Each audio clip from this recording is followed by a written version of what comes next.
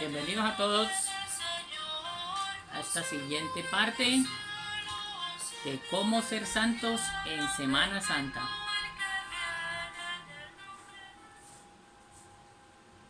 Estamos ya en nuestra tercera parte explicando el significado que esto tiene que tener para nuestra vida. No simplemente ser un episodio tradicional o religioso que simplemente se quede en una conmemoración. Porque la Semana Santa es representativa de la última semana de vida de Jesús en esta tierra antes de ser crucificado. Y hay dos connotaciones en ese episodio o en esos sucesos de la última semana. Lo primero es que tiene que ver con lo que era la Pascua para los judíos. ¿Qué era la Pascua para los judíos? Era una celebración que Dios les había ordenado celebrar anualmente para recordar cuando Él los había liberado de Egipto. Cuando Dios liberó al pueblo de Israel de Egipto, mandó 10 plagas sobre los egipcios y la última plaga fue la muerte de los hijos primogénitos de los egipcios a causa de su testarudez, de su rebeldía para no dejar ir al pueblo de Dios, el que quería llevar a una tierra prometida. Entonces Dios les dijo: ustedes los israelitas sacrificarán un cordero, que es el cordero pascual, y pondrán sangre en la entrada de sus casas, en la puerta, para que cuando el ángel pase para matar a los primogénitos, a los de ustedes no les pase nada. Y eso sucedió. Entonces el cordero pascual viene a ser ya reemplazado por Jesús. Jesús es el cordero pascual que quita el pecado del mundo. Ahora recordemos algo: la celebración o la libertad de Egipto fue una libertad física. Dios saca a un pueblo de una esclavitud y lo lleva por un desierto para entregarles una nueva tierra, darles unos mandamientos y constituirlos a ellos nación. Esos tres elementos son lo que encierran el reino de Dios: un territorio, unas leyes dadas por Dios y un pueblo.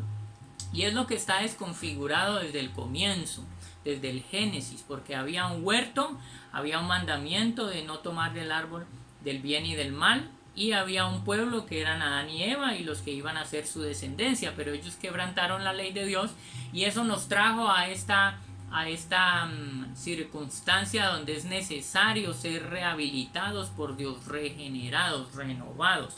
Entonces eso es lo que viene a hacer Jesús, a traer una libertad no física sino espiritual.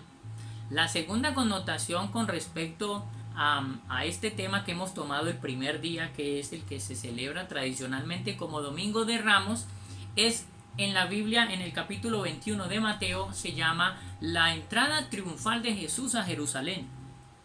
Entonces Jesús ya había pasado 3 años haciendo milagros, y ya llegaba el tiempo decisorio de él entrar a dar ese paso de obediencia a Dios para aceptar ese sacrificio de muerte y darle la oportunidad a la gente de decidirse de una vez por todas si iban a creer en él o si lo iban a traicionar. Entonces, entendiendo esto, tenemos que pensar: hemos estado estudiando los personajes que hay en la escena de esa entrada triunfal. Inicialmente Jesús como el Rey de Paz, que demostró con sus actos ser el Rey de Paz. Los deseos de la multitud, que demostraron ser egoístas, que demostraron querer usar a Jesús y demostraron otro tipo de actitudes que eran equivocadas. Y por último vamos a ver entonces la actitud de los líderes religiosos, porque los líderes religiosos también entran en escena. Entonces, ¿qué pasa con ellos? Los líderes religiosos levantaron una queja. Ellos criticaron el momento. Recuerda que al ver la algarabía, que la gente estaba batiendo palmas y poniendo ramas y tendiendo sus vestidos para que Jesús pase sentado en un pollino de asna, ellos se sienten incómodos y piden a Jesús que mande a callar la gente. ¿Por qué ellos tuvieron esta actitud? Y es lo que tiene que empezar a tener sentido para nuestras vidas. Es que recuerden que ellos eran los administradores de las enseñanzas de Dios de ese tiempo. Pero el problema es que ellos se consideraban dueños de la verdad. Entonces, en esta queja, los líderes le pidieron a Jesús que silenciara a la multitud. Había 3 motivos por los cuales los líderes religiosos odiaban a Jesús. Y el primero era que ellos lo envidiaban. Y eso lo mostró Pilatos, porque en el mismo pasaje en Mateo 27, 18, dice que Pilatos, cuando Jesús fue llevado delante de Pilatos, él sabía que ellos se lo habían enviado porque le tenían envidia. ¿Sí? Los líderes religiosos querían para ellos la atención y el honor que el pueblo le estaba dando a Jesús. Ahora, esto lo podemos entender así. Esa primera envidia muestra algo, que ellos habían suplantado al verdadero dueño de la enseñanza espiritual, que era Dios, y querían esa suplantación sin restitución. Y nosotros, por ejemplo, en este tiempo en Colombia que vemos el asunto del proceso de paz, que hay restitución, que se habla de justicia, pero con verdad y todo eso, y se ha instaurado un sistema de justicia especial para la paz, la gente no queda contenta. Los que directamente están afectados no quieren que las cosas se den simplemente sin que haya una restitución de los bienes que la gente tenía y todo eso. Y los líderes religiosos de la época de Jesús eran parecidos. La pregunta es nosotros, cuando hacemos daño a los demás, ¿qué actitud tomamos? Cuando tú coges sin permiso algo, lo dañas y luego solamente haces como la chilindrina, y ya todo queda ahí. Pues realmente necesitamos recapacitar acerca de nuestros comportamientos. Entonces, esa envidia, porque llegaron a un punto donde la multitud preguntó, ¿quién es este? La gente hizo la pregunta correcta, pero los líderes religiosos, digámoslo así, los que eran la cabeza, los que tenían que dar dirección a la gente para saber a dónde ir, no supieron dar una respuesta. Ellos no dijeron, Él es Jesús el Mesías, porque ellos no creían en Él. Y además ellos sabían que si lo hacían, no iban ya a recibir la alabanza de toda la gente. Ahora, la pregunta es para cada uno de nosotros, porque estamos buscando significado en esa celebración de la entrada triunfal a Jerusalén, donde la gente canta Hosana, bendito el que viene en el nombre del Señor. Es ¿hasta cuándo tú, cuando alguien viene a ti o conoces de una situación, problema, las palabras que salen de tu boca son malos consejos, son consejos de venganza, ¿sí? Son consejos de desquite, ¿sí? ¿Hasta cuándo cuando otro te hace daño, tú quieres es desquitarte?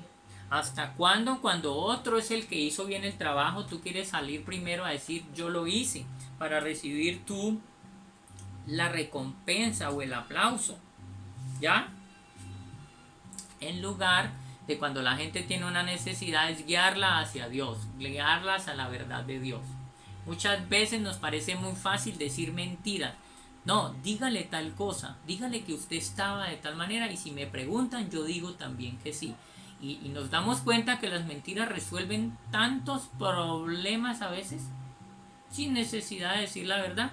Parece que todo queda en tranquilidad. Lo que se nos olvida es que todos estamos siendo vistos por Dios y a Él es en que en últimas tenemos que dar cuenta. La segunda idea que encontramos aquí con respecto a esa queja de los que criticaban, que eran los líderes religiosos, era que ellos odiaban a Jesús y tenían motivos, y era que Jesús no los había elogiado. Recuerden que Jesús habló muchas cosas de ellos. Ellos esperaban que Él les elogiara por la cantidad de dinero que ofrendaban. Sin embargo, dijo Jesús que una viuda que dio solamente unos centavos había dado más que ellos. Ellos querían ser aplaudidos por la adoración que le daban a Dios. Sin embargo, Jesús les dijo que su adoración era inútil, y eso está en Mateo 15. Ellos querían ser honrados como líderes con una visión espiritual, pero lo que Jesús hizo fue decir que eran guías ciegos. Eso está igual en Mateo 15. Ellos querían que les dieran el lugar de honor para sentarse, y Jesús les dijo que ellos deberían sentarse atrás, en el último lugar. Ellos querían que los honraran por sus oraciones, pero Jesús dijo que los pecadores oraban mejor que ellos porque oraban con sinceridad. Ellos quisieron recomendarlos por ser honrados, pero Él dijo que ellos eran unos ladrones. Mateo 21:13.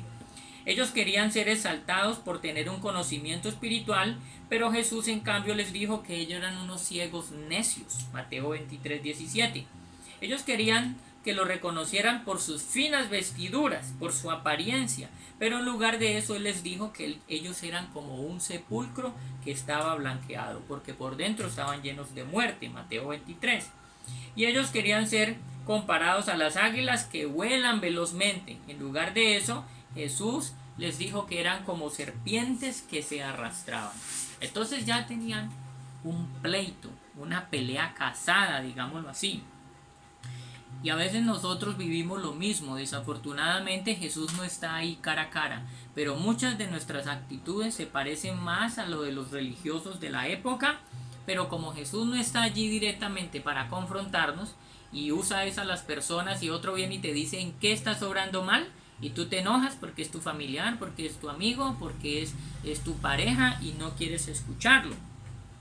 Ahora, todos nosotros tenemos algunas de esas flaquezas y es lo que nos deberíamos preguntar hoy. ¿Hasta cuándo vas a querer tú el reconocimiento? ¿Hasta cuánto solo vas a querer aplausos pero no quieres reproches? Nadie te puede decir nada porque obras mal. Eso podemos llamarlo, esta actitud, como tener un reconocimiento sin reproche.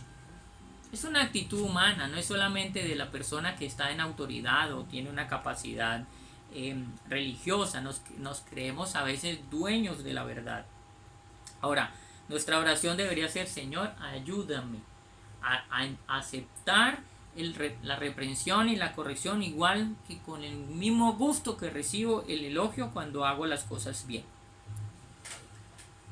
Lo tercero que podemos mirar aquí con respecto a esa actitud de los religiosos que criticaron y se quejaron por el acto que se estaba dando, es que ellos odiaban a Jesús porque las acciones de Jesús amenazaban la seguridad que ellos sentían. ¿Qué dijeron ellos en ese momento? Ellos dijeron: si le dejamos así, todos creerán en él y vendrán los romanos y destruirán nuestro lugar santo y nuestra nación. Eso está en Juan 11:48. Y note algo, que el orden en el que ellos mencionan, primero se ponen ellos por delante, ¿sí?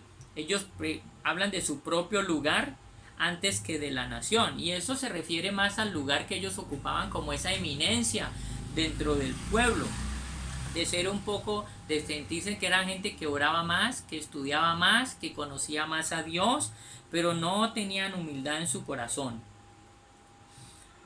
La pregunta para nosotros es: ¿hasta cuándo tú vas a querer administrar lo que administras sin rendir cuentas? ¿Hasta cuándo te deben dejar hacer las cosas en tu casa como se te antoja sin que nadie te reclame? En tu trabajo, en tu pareja, en tu estudio, en todo, en tu negocio. Porque eres el dueño, nadie te puede decir nada. Los líderes religiosos odiaban a Jesús porque él amenazaba su seguridad, y su seguridad tenía que ver con que ellos vendían los animales que la gente tenía que sacrificar el día de sus sacrificios.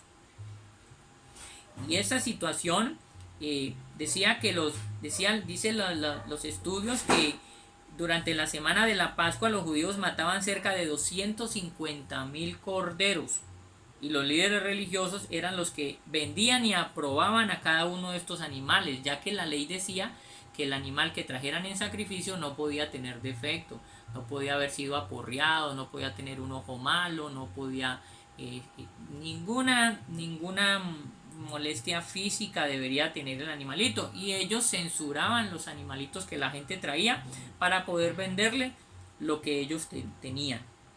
Entonces, de esta manera podemos pensar, y esta es la necesidad, que oremos hoy pensando que nosotros no somos dueños de la verdad, que es el Rey de paz, es el que trae la verdad, que la envidia debe salir de nosotros, la envidia, tanto por la que le tenemos a los demás, con los que convivimos en nuestra casa, y los que están afuera. Que el odio se nos tiene que ir cuando no elogiamos, y sobre todo reconocer que Jesús es el que recibe toda la alabanza. Si usted y yo podemos hacer algo bien, es porque Dios nos hizo conforme a su semejanza, con una capacidad de pensar, de sentir y de tomar decisiones. Y Él nos quiere ayudar a tomar mejores decisiones.